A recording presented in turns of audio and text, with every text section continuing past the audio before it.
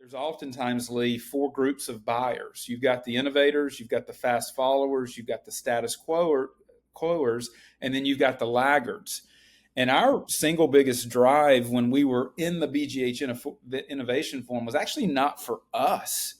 It was, how can we take what we're up to and evangelize some of the ideas and alternative ways to drive, benefits innovation that's going to be a better member experience, and ultimately how can we manage the cost curve much more effectively. Welcome to Broken Benefits. I'm your host, Lee Lewis, and this is a podcast where we learn from top employer experts on how to fix our broken benefits to save lives, save dollars, and save your talent. Welcome back, everyone. So excited to have you here on today's episode. We're interviewing Matt Eurey. Matt ran benefits at two of the largest corporations in the country, from a major retailer at Lowe's over to a major telecom company at Time Warner, and was an early adopter during that time of some of the most cutting-edge strategies that health plans could do. He was very early in terms of navigation, centers of excellence, and other ways to identify what people really care about. So excited to have him on the show today. Over that time, he saved over $100 million for the organizations and helped manage to flat trend for multiple years without cost shifting, and then made a successful transformation and career over to the vendor side. So really excited to get into it. Matt, welcome to the program. Lee, it's great to see you, my friend. Appreciate you inviting me on, and look forward to the conversation. As for sure, I think maybe that transformation. Maybe some would call it a midlife crisis, but it's been a wonderful journey being on this side of the fence for sure as well. Oh, that's wonderful. Well, sort of kicking off, there's a funny connection where you actually were closely connected with Sean Levitt, who really helped inspire the creation of this podcast. I would actually love for you to share a little bit of your experience. For those who don't know, Sean Levitt ran benefits at Comcast, and it was one of the first big breaks in my career. And after he passed away shortly before COVID, I couldn't find any records of him where he had shared any advice. And that was a key reason that this podcast exists today, is I wanted to be able to speak to people who had run plans. But anyway, Matt, would love to hear your story. Yeah, it's funny as me and you were catching up that the name somehow came into the conversation. To your point, Sean was a titan in the space. Obviously, to me, one of the best, if not best, innovators that I had the opportunity to work beside. And Lee, it was somewhat of a strange coincidence. I mean, this is now more than a decade ago. We looked at each other and said, wow, where's the next innovators going to come from? Like, is there a role that the two of us and others, there was some other, really progressive benefits buyers that we were peers with as well. And we kept looking at each other and said, who's next? And how do we help to formulate that? And there were some early things done, whether it was through the BGH Innovation Forum, where we began to bat around ideas. And that was, one of the early ways in which we saw an opportunity to say, can we be the progressives that would help to drive the change that we thought was necessary in the market? I mean, we constantly talk about, there's oftentimes, Lee, four groups of buyers. You've got the innovators, you've got the fast followers, you've got the status quoers, and then you've got the laggards. And our single biggest drive when we were in the BGH Innovation Forum was actually not for us. It was, how can we take what we're up to and evangelize some of the ideas and alternative ways to drive, benefits innovation that's going to be a better member experience, and ultimately how can we manage the cost curve much more effectively than the way it was being managed when we were both running benefits. And so I want to look a little closer there. What can benefits leaders who are sitting in the seat right now at self-funded employers do to work together to drive more innovation in the marketplace? Yeah, I mean, the impetus of that forum, Lee, was to exchange ideas. I mean, so often I find that buyers are ceding their thought process and their strategic purview to a third party. And listen, there's great consultants. There are great thought leaders at vendors such as the ones that I've worked for, but no one knows your company better than you do. And no one knows the role that you're in better than the peer set that you have. And so, whether you're in a formal program where you're exchanging these ideas, or go find a couple of individuals that you respect. And I actually think about those four cohorts that I talked about. They all have a role in benefits, Lee. Have four individuals: one that's an innovator, one that's a fast follower, one that's a status quo person, and one that's a laggard, and learn from those individuals, and then formulate and plot your own way on the basis of what your employer needs. Like, I think the biggest thing is we've stopped the flow of information among each other, the learnings. Be super candid and transparent. Don't be in a veiled environment, and then go and do something as a result of what you're learning. There is exchange of information at times, and then nobody seems to do much with it, or it takes a long time for that innovation curve to be met. Be better than that. Everyone, now just a quick word from today's sponsor. Oh, I heard you got off social media. Yeah, actually,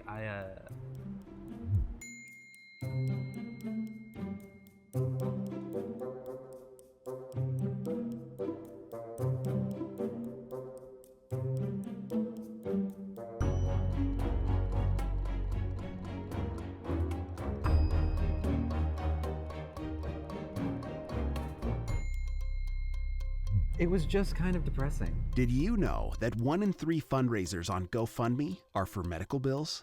And many of these people work for companies just like yours. Start giving your employees 100% medical coverage with Catalyze Health. Trying new things is critical to improving the system.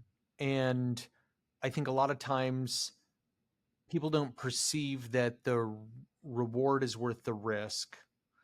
Could you tell a little bit about how, when you were in that role, you approached this? How did you control that risk so that you could take big bets, and what was the process?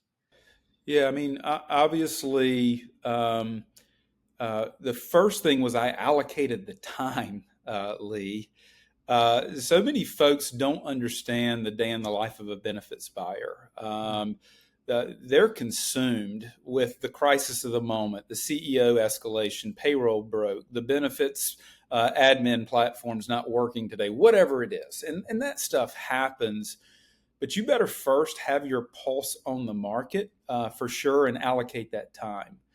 Secondarily, once you start to interview and understand what's out there, I made it a point that I was willing to do pilot and controls. Like, oftentimes, so many buyers think they have to boil the entire ocean and do it for. I had 55,000 employees at Cable and 120,000 members, and I had 300,000 members at Lowe's.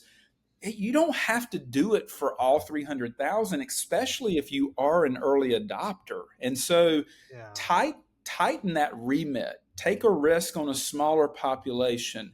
If you've got a great connection with a particular business leader in the respective organization that you're managing, where you can go to that individual and say, I want to do this for 10,000 employees in the distribution centers. And that person has your respect, and that individual is like, hey, I'm willing to do that.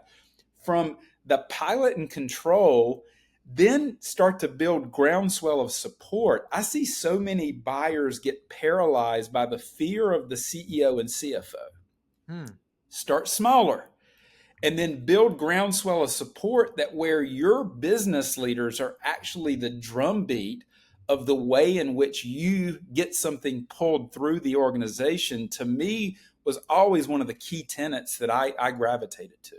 Okay, I want to go deeper into that. Tell me about how do you build groundswell to get something done without just going to the CFO, CHRO, CEO? Oh, you can do it in a bunch of different ways. It takes work, Lee. It goes back to allocate the time to have your pulse on the market, but you better also have supporters of your ideas and your creation. Now, I did it two different ways. Okay. At Lowe's, I had a benefits committee. You know who was on my benefits committee? It was the direct reports of the CEO and or the CFO that I knew could be the catalyst for the change that I wanted to promote. Them in their water cooler talk, talking about some things that I had on my radar, things that I wanted to try in the employee base. You don't think it works? It works. I would walk into the CEO, CFO, and they would almost look at me with exhaustion and say, okay, Matt, I've heard from four different folks on the team about this idea that you're thinking about. My head's there. Here's the two or three questions that I have. Feel free to go and move it forward. But I would have measures of success, Lee. Like Wow. it's like cost management, especially in retail, always gets the attention of everybody, but it's just not about cost management. Like, what other things are going to be pulled through? Are you going to have an elevated employee experience? What are the clinical impacts that are going to be born? What size of the population is going to end up being impacted by the solution? Like, having clear lines of sight on those measures of success. And then, kind of the final key was we adopted a fast fail philosophy. If we didn't quickly hit what we set out to do, then we would have the tough conversation, but on a pilot basis with that vendor and say, we just didn't achieve what we set out to do. In partnership with my management team, we're going to pivot to the next one. And then we moved on. We did not allocate time on things that were not working for Mm. very long. Wow. What's an example of one of these pilots that paid off and maybe one that didn't? So we have a compare and contrast. Yeah, let's definitely start with the one that paid off. I was an early adopter of the external advocacy and navigation, and it started by just evaluating the programmatic health of what we were doing within the respective health plans. We had two carriers. Okay. We had really rich benefits at Time Warner Cable. It was really hard to drive appropriate and proper utilization, and folks weren't participating in the programs that we had an expectation that they would participate in, whether it was case management or any of the other kind of wellness type solutions that were embedded within the carrier landscape.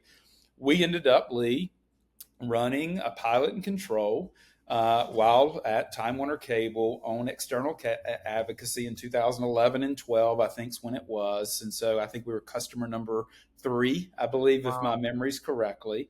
Wow. And we set it up, same thing, groundswell of support. I had, multiple stakeholders within the company. We did it on a smaller base of our population. And the data was so clear across multiple vectors from the standpoint of the trend bend was almost immediate. The Wow. engagement levels were off the charts. The qualitative may have been just as significant of the people that were calling in to the CEO, the CFO, and others and saying, I don't know what this is. I just talked to this person, Susie, that happened to be the care advocate or the nurse that was supporting them. And Wow. all of that snowballed. We measured it for a year, though, because you have to make it credible. It has to be actually, credible to make the decision to move it forward. And then after that year period, we rolled it out to full population. Oh, that's awesome. What's an example one where it didn't perform as expected and you had to kill it without it causing you too many problems? The early days of the mental health crisis, we attempted some things in the mindfulness realm.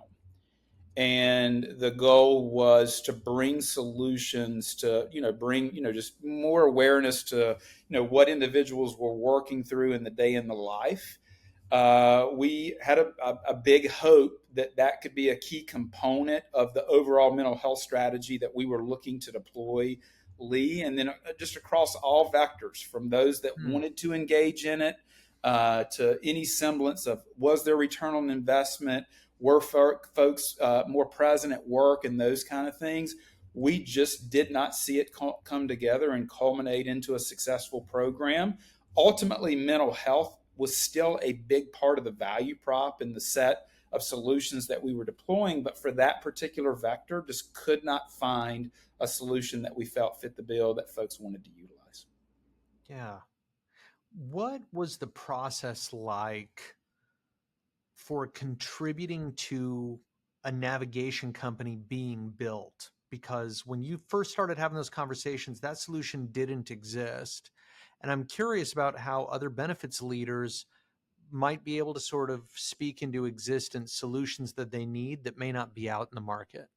Yeah, I mean, that's the beauty, Lee, in my mind, of being an innovator. There's a couple of really key components that comes together. You can actually plot the early day strategy for the respective vendor. They oftentimes don't have it right. They Yeah. don't have all the component parts. So your ability to say, "Hey, I want this additional tool. Hey, I want this built off of this particular vendor. I want the interplay of this versus that to make sure that I'm driving more engagement. I want the ID card to be shaped this way." Like all these little things, your ability to impact and plot and then actually change the trajectory of the company, like folks don't know you can do that as a benefits leader, because these early stage companies, you know what they're desperate for? They're desperate for the opportunity to partner. They're desperate for the opportunity to grow the business. And so their willingness to allocate resources and co-develop is unparalleled. The other really funny secret about being an innovator is you get the best deal. Yeah. It's My great. admin fees, all those things, Lee, like it is crazy. If you're in the first 10 in the door, because there is such a drive to get this thing scaled and out in the market, they're willing to bet with you.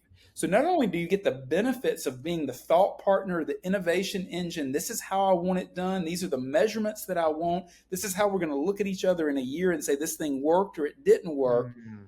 But man, they're coming to the table and say, "I'm going to give you this home run deal," and it paid off in spades. I mean, we were at Lowe's trying to design around an actuarially light medical plan. And we were building all of these point solutions to bring the value prop up. And our willingness to be first allowed us to do it in an economical way. And it was a game changer. Oh, I love that so much. It's funny, even as you mentioned that, one of our mutual friends is also really good about being early in things. And I remember I remember he was bragging about a vendor and he's like, I get 10x ROI on this vendor. It's the greatest thing ever. And I was like, oh, this is great. And then I met the vendor and we went through the analysis and the ROI was still dynamite. It was 4x. And I'm like, 4x isn't 10x. And they're like, oh yeah, well, he helped us sort of develop our product. He was there with us in the early days, helped us to configure it. So he's locked in 10x forever, but everybody else gets 4. And I'm like, wow, it, it coincides with that point that a lot of times we don't instinctively know the benefit of being early, but there are some huge payoffs. Oh, I think they far outweigh the risk. And I mean, listen, you are uh, employed by the respective, company that you're working for. It just goes back to balance that risk by how big of the opportunity are you gonna give. Like, don't do full population if you feel like it's too risky of an endeavor. So you're always balancing those two of things to make sure that you get to the right outcome.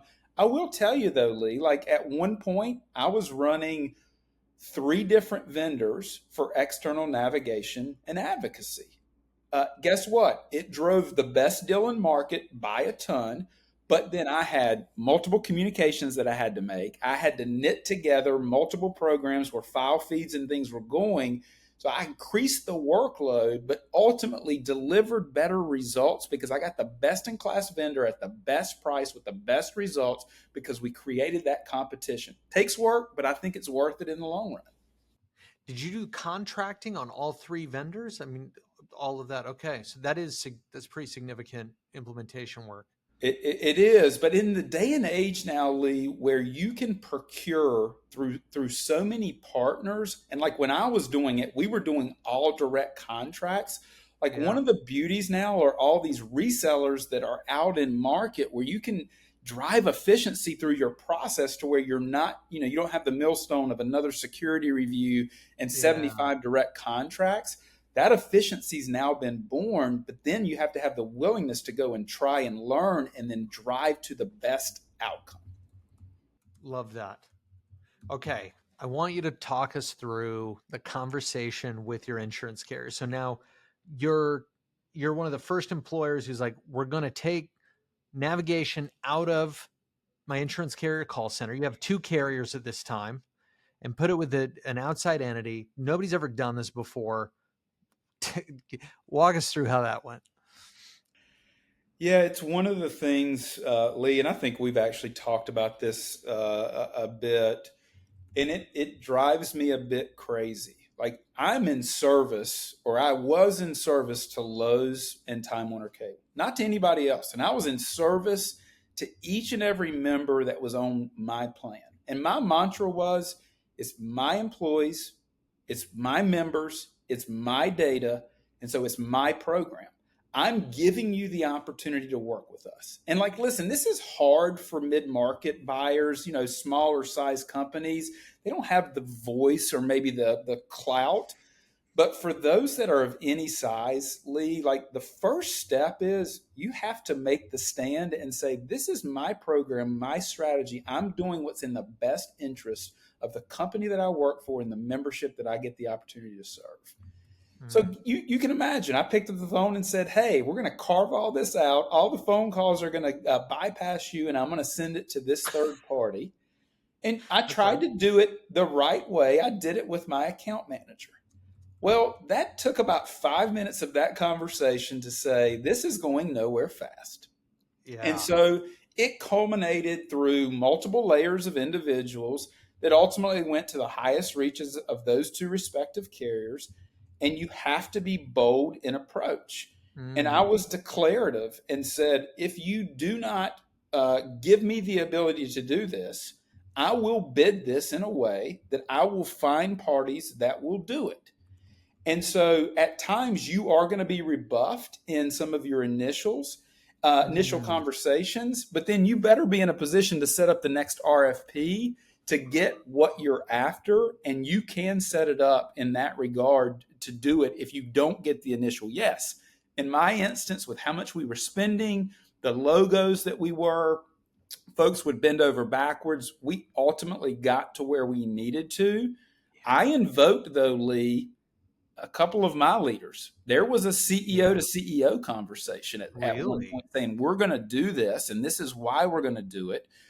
And it takes that gumption, it takes that commitment, and then it takes the consistent refrain as to your why. The most interesting part was when I made them decrement fees. So it was one thing to get them to commit to doing it. And then I looked at them and said, I am about to lower your workload by 40 or 50% or whatever the percentage was. That's right. And that was painful. But we ultimately got those decrements as well. And it was a big part of the journey. And we had a lot of success with the program. But we had to stay the course and take all leadership conversations, invite others in to get us to where we needed to get to. One thing I love about what you said right there is that is not just, hey, do this or I'm going to go to RFP, which is a great way to go. There's nothing wrong with that. But the small nuance you said, do this or I will go to RFP where the winner will be the one who does. And I just love that small nuance because it takes it one step further and makes it really clear exactly what your plan is right there. Like that you've thought it out and that this is absolutely happening. I love that small thing, but I love it. Well, I appreciate the call out. And I'll tell you now, being on the vendor side for now almost a decade, one of the things that I've learned is that being a strategic partner and not deconstructing vendors day over day and telling them how awful they are, that strategy has a very short life. You will have less companies that want to do business with you. You will not get the best of the best, and you'll struggle to deploy. And so your ability to say, hey, I'm giving you the opportunity. This is what I want to do. This is why I want to do it. You're welcome to tell me why I may be thinking about it wrong. You can tell me alternative solutions. But ultimately, when I want to commit, I want you to reciprocate and be the strategic partner in partnership with me. To me, it's the right way to do business. And ultimately, there was an ultimatum. I would get them to a place where if they did not want to go the direction I wanted to go, then there would be consequences. But I always wanted my partners to know that they were going to get the fair shot. Maybe you can go into a little more detail there, where a lot of innovators just swim in an ocean of resistance with their carriers. And the more innovative you are, the more resistance you receive. So how do we get around that resistance and maintain a good relationship? Because what you just said of the approach of beating them up all the time, even if they deserve it, is not good for a long-term relationship. And you have to work with somebody. So, and it's a lot of work to switch to somebody else who might just be the same. So there are advantages to making it work where you're at. How do you navigate that? Yeah, I mean, there's a couple things, and I mean, I will start with there's a call to action going back to what benefit buyers should be doing in working with their peer set, making sure that they're exchanging ideas. Like one of the things at times is we've left such a small cohort of individuals to drive innovation and have to go make those requests and knock down those walls. One of the benefits of having that peer group, one of the benefits of having other individuals that will follow and be that fast following group and those kind of things, Lee, is they echo and they're going in and they're demanding that same change that you're demanding. And that's why this peer set, like employers are going to transform healthcare. There's nobody else to do it. But if we leave it to the 7 innovators across the country to drive that change, the curve of change will take 10 years instead of 2 years. And so just going back to where you started the conversation, which I loved, it's on us to band together. We consistently tell our buyers, especially when they're smaller buyers, hey, still go tell XYZ player, this is what you want to do. We're all but certain that they're going to tell you no, but then guess what we're doing? As us being on the vendor side, we're going to say, we know the 12th company just came to you and asked for this. Those are the ways in which you chip away at the nonsense that happens in our space that stifles the things that need to be delivered. And if we ever shortchange that, which we're doing today, and we don't do a better job, status quo will rule, and we'll continue to see 9 to 12% trend and folks getting to a place where they have no idea how they're going to manage these programs going forward. Wow. I want to talk about vendors. What do vendors not understand well about benefits leaders, benefits managers, and how should they adjust to be more successful? Love the question. I see an element of they don't understand the day in the life of the buyer itself. It goes back to what I just talked about. Man, I will challenge something and say that the benefits job right now is the hardest it's ever been. You've got the day-to-day stuff that you always have had to manage, all the compliance stuff, all the administration stuff. But then you've got all of these innovative solutions that you're trying to paw through and understand what's good, what's not. You're trying to manage trend. Your CFO is breathing down your neck. This fiduciary risk right now, Lee, is real. Like it used to be that there would be a stock drop case in a 401k plan, but now what's happening in the health plan world is as scary and maybe a bigger risk than what we saw in the 401k plan world. They're managing people. They've got leadership. They're just trying to keep the train on the tracks. And what I see with so many vendors is an element of laziness. If you haven't done your homework, if you don't know that benefits buyer inside and out, if you don't know their program inside and out, if you don't come in with an efficient and tailored pitch as to why this works with XYZ company, if you're doing an off-the-shelf presentation, you're just wrong. That buyer has such a small window of time to consume, understand, and make a good decision. And so if you're just going in and saying, hey, this is what Karam Health does, and it's at the 10,000 foot level with the normal 20 slides, it's just not good enough. I would tell you there's an inverse to this, though, in which the buyer and their role is just as critical. You know what I see a lot of, Lee? That, man, it's just a strange dynamic. A little thing. A lot of times the buyer is not on camera when we're doing a remote meeting. Do you know how painful and impossible it is when you don't get reciprocal engagement on something that you have a passion for? I can't read a room. I don't know if what I'm talking about is resonating. Like, being present from the buyer matters, but then in advance of that meeting is just as critical. Either you take the time to share your pain points, what you're trying to work through, what your 3-year, 5-year strategy is, or you deploy your consultant to be your mouthpiece to really help that vendor to make the greatest use of your time. Me and a great Mercer consultant that I used for years, he asked me all the time, what is the greatest thing that I can do for you? I said, you can prep all of the ideas and the partners that I'm considering to make sure that that meeting is as efficient and as good as possible. I don't want them to have to come in and ask me a bunch of questions. I want them to know us in spades so that I can quickly discern whether they're going to be the right alternative or not for me to try. That's terrific advice. And good on your consultant for asking that question. How do we design benefits that people love? There's obviously no secret, or magic, formula here. I'll give some ideas though that we did, and there was a couple of projects, Lee, that I thought worked, but they also created some outcomes that I didn't anticipate.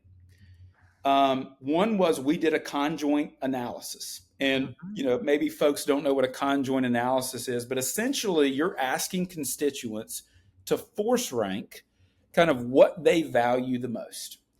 And so we went through an exercise where we surveyed a pretty respectable level of our population at Time Warner Cable, and we gave them these really hard trade-offs. Hey, do you value this final average pension plan in comparison to the rich health and welfare benefits?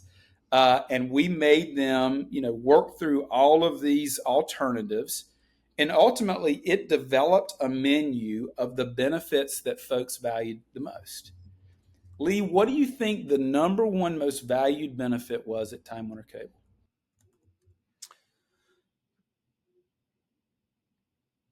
The ability to be paid before payday.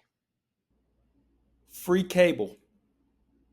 Oh. So we offered free cable, and we considered that an employee benefit. Well, most people would be terrified because we had a final average pension plan that was the Cadillac of all Cadillac pension plans. They valued that way down the line but it spoke to the changing demographics, the folks that a lot of folks don't work now more than 5 years in a company and those kind of things. But listen, we knew that we needed to make sure that, the cable benefit wasn't the linchpin benefit because they need great health care. They need all these other services that we were providing. So we started to think through, was there a way to take that cable benefit that they were getting and instill in them other merits of their benefits programs of things that they should be utilizing?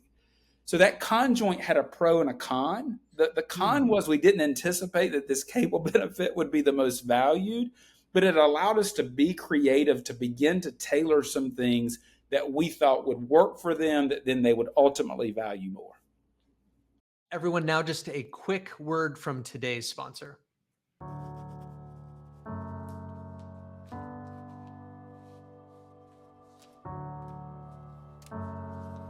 Hey, Dad, have you seen my PlayStation? People who work for companies just like yours are desperate for any way to pay their medical debt. Support your employees by giving them 100% medical coverage with Catalyze Health. Okay, let's go a little deeper into that. So you've just run the conjoint analysis, and it's rank stacked all your benefits, and the multi-billion-dollar Cadillac pension is way down the list, but free cable's right at the top. How do you start to bundle in communications and awareness from the free cable benefit into other benefits? I think this could be really instructive because most employers might have a few spiffs they give their people, and this could be really instructive for doing the same. Goes back, I mean, it's behavioral economics 101. You give something free, right? Like folks glob onto it. We would utilize that as the catalyst for maybe the way in which we communicated, Lee. Like the first thing that we would talk about is potentially the free cable benefit. That invited them into something that we knew that they cared about. It could be as simple as we're adding a channel that you're going to get now that's going to be a part of the free package that you get. But then we knew, and this is across the board, people want to consume about 5 minutes of benefit speak. Yep. You better be efficient. You better make it consumable. So we would dovetail from something that they cared about, which was that free cable. And then we would say, hey, by the way, we've got this on-site thing that you should be taking advantage of. Hey, by the way, have you looked at your pension benefit? Have you named a beneficiary? So we were efficient to dovetail quickly from something that we knew they highly valued to things that they needed to do to be a better version of themselves. You took the conjoint analysis and turned it into a communication strategy. That's really different. I haven't seen that before. It's exciting. I mean, I think the bane of so many buyers in today's world is engagement. So you've got to be creative in engagement. Like so many times I hear folks, primary care. I think me and you talked about this a little bit yesterday. It's been declining for years. And so it's easy to say, I'm going to go and work with a traditional vendor. Have you tailored the program, though, to meet the needs? We had 1,700 stores at Lowe's. You know what we did? We sent RVs, roving RVs. We had 5 of them throughout the country.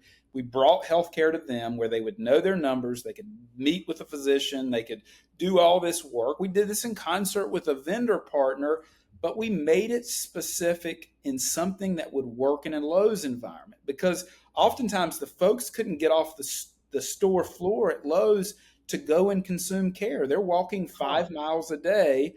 And so can you think creatively with your respective population on ideas that would then promote what the outcomes that you're trying to drive? That's just, some of the ideas that we started to think through. Now, did you rent or lease or find a vendor for this, or did you own these RVs, essentially mobile clinics, right? You had mobile clinics that you could bring around from store to store, presumably within a region, and give people the chance to not have to really step off property to be able to see a doctor. Yeah, right? we did it through a vendor partner. We leased them because we didn't want the liability of the vehicles and those kind of things. And then we did it in partnership because we had 18 facilities that were credible enough size to have on-site clinics. And so we wanted to replicate the utilization and participation that we were seeing in our corporate locations and our distribution centers. There's no way to do that when in a store you might only have 50 people on benefits. So how do you get creative in doing that? You go to them, and it paid off. I mean, there was a groundswell of support of, man, Lowe's cares enough about me to bring healthcare to me so that I can know my numbers. It's pretty critical. Wow. So you had on-site clinics at 18 locations, and then mobile clinics you were able to send to many of the others. Yeah, I can see how that would be an incredible message to deliver to people. Was there any way to measure ROI on something like that? I mean, it might work fine just running it, being able to cover regular care at a reasonable price, but I'm curious if there was a way to measure that. I mean, it's a catch-22 in retail because your turnover is so significant, obviously, Lee, and so a Yeah. longitudinal study gets a little difficult. But if you look at all of the studies that have been done on primary care and the long-term effect of what it does to high-cost claimants and some of those other things, the data's pure. Like it's so clear. And so for that cohort of the population, if I could just get in front of them and they would know kind of where they were on the risk curve, like it was hard to measure it just because of all the noise in the data. But anecdotally, we knew, what we were doing. I mean, another kind of cool thing that we did, and it goes back to the business that I am in today, which I just have such a passion for, which is value-based care and centers of excellence, is the same dynamic was, hey, Lowe's employees, we care enough about you to send you to the highest quality surgeons in the country for certain procedures where we know the quality variant is so significant, and then the price continuum makes no sense and has no correlation to the quality of doctor. And when you tell somebody that I care enough about you that I'm going to send you to, I'll just use an example, Cleveland Clinic for a heart procedure, or Memorial Sloan Kettering for XYZ, man, our employees said, gosh, Lowe's comes to me to make sure I know my numbers. And then when life happens and those, bad words of I need a knee replacement or a spinal fusion or I need a bariatric surgery or in today's world, cancer or I've got an alcohol use problem, man, I've got a company that's willing to send me to the preeminent spots and you can educate and make sure they understand the why behind that. It just changes the dialogue with your employee base. How about member disruption? When we're trying new things, it can be really disruptive to members. And for some people, almost any disruption will undermine their ability to take action. How did you manage your plans and your risks to keep that risk low? I mean, listen, I think there's always going to be this element of disruption. It goes back to the full ecosystem that you've designed, though, to make sure that at every turn you're bringing awareness. Like we put in a external navigation company at both organizations for a reason. Yeah. We knew we were going to be disruptive. We knew we wanted to try a bunch of different things. We knew pilot and controls were the way in which we were going to manage the expense side of the house in an aggressive way. And so our ability to always have, hey, if you ever get stuck, call this number or use this application as the gateway to then get unstuck and get to the right place. That was a critical element of our design. And I'll tell you, Lee, I mean, I think that carriers and others have made strides with their call centers from the early days of external advocacy and some of those things. And so you might not necessarily have to deploy what I deployed, but we were always thinking about we needed a safe place, an easy button. And the easy button was always if you're stuck or you don't know where to go or you just want to start a journey, their job is to get you into the right place. That was the play.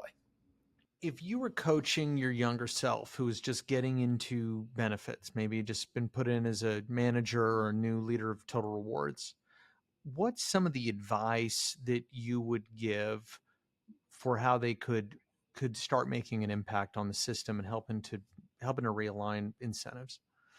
I mean, number one, I mean, we've talked a lot about it, but get engaged. The greatest thing that you can do if you're the leader of benefits is you've got to be looking 3 to 5 years down the line and you've got to know what's going to come next. Like, I mean, it's hard to predict GLP-1s or whatever the crisis is going to be, Lee. Right. But if you've got your pulse on the vendor sets guess what you can do? And I've watched some of my most innovative customers that I have deep relationships with. Goes back to, if you're an innovator and the GLP crisis hits, you know what I watched those innovators do?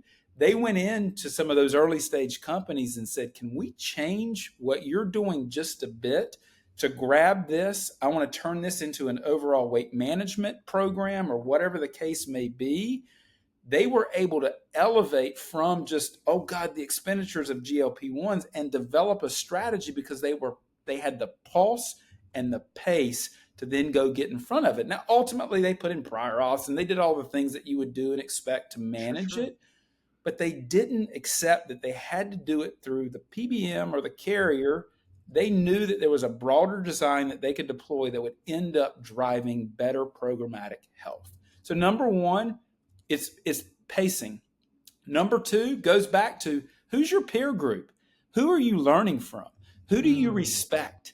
Like, if anything, I wish I would have globbed on to the Sean Levitts, the Eric Sosas, the Brian Marcotts. Like know who those people are, and don't be afraid. Guess what? They're all super inviting people. I can name now 5 of those. All those folks have retired now, are doing different things.